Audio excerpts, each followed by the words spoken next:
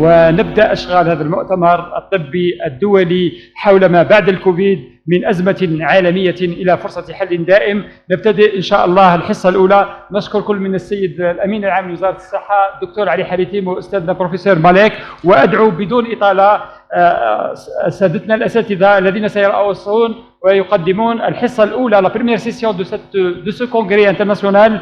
Donc j'appelle notre cher maître professeur Ben Robbi Sadia, notre cher maître professeur Abdoun Meriem et notre collègue et membre du Mambar Tabbi, Dr Ben Khouja Mohamed Bachir, pour diriger et présider cette première session qui aura pour thème donc tout ce qui est présentation de la première présentation, ça sera à partir de Palestine, Gaza, en live, présentée par le docteur Emani Abou Rahma. Et puis plus tard, il va y avoir la deuxième présentation, donc présentée par notre cher invité, professeur Jacques Tibib de France, rhumatologue. Et la troisième présentation, c'est le professeur Taibi Ammar d'Alger, médecine interne, qui va nous parler de comment reconnaître et prendre en charge Covid. Donc, bon congrès, donc le programme, vous l'avez tous. J'espère que ça sera fructueux pour vous et bon courage.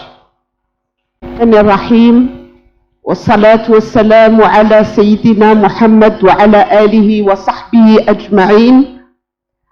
Permettez-moi, mes chers amis, honorable assistance, de vous souhaiter la bienvenue, bien que je ne suis pas organisatrice.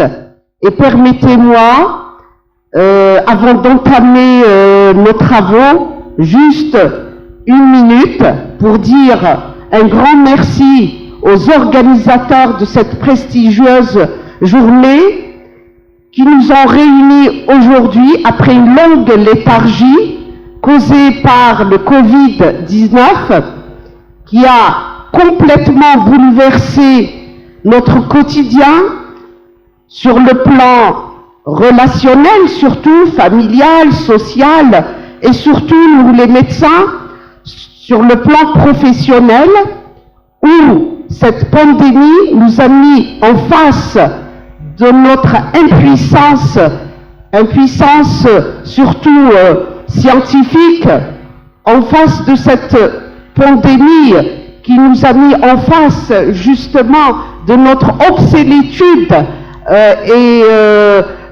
scientifique aussi, parce qu'on pensait que les pandémies qui décimaient des populations entières faisaient partie de l'histoire de la médecine.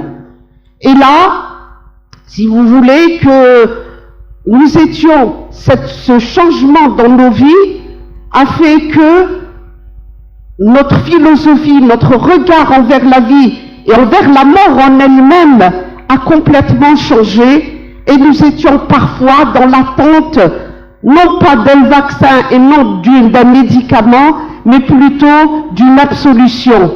Voilà, donc moi-même je parle de ça parce que je vois que dans le thème ou dans les thèmes entamés dans la journée, on a parlé surtout, le programme c'était surtout sur le côté clinique, mais on a oublié le côté éthique de la chose. Et durant cette pandémie, beaucoup d'entre nous ont fait fi de l'éthique médicale.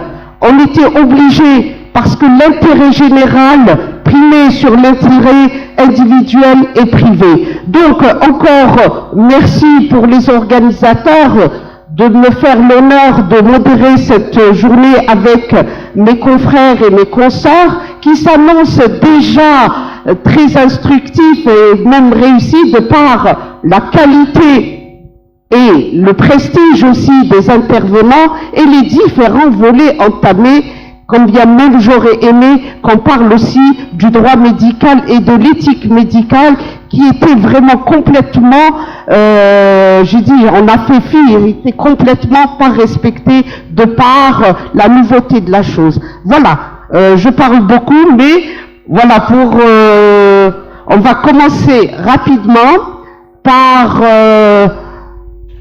appeler, ou plutôt ça va passer, je crois, en direct, en vidéoconférence, l'intitulé de la communication c'est comment le monde a fait face ou a géré cette pandémie du corona et des leçons pour l'avenir.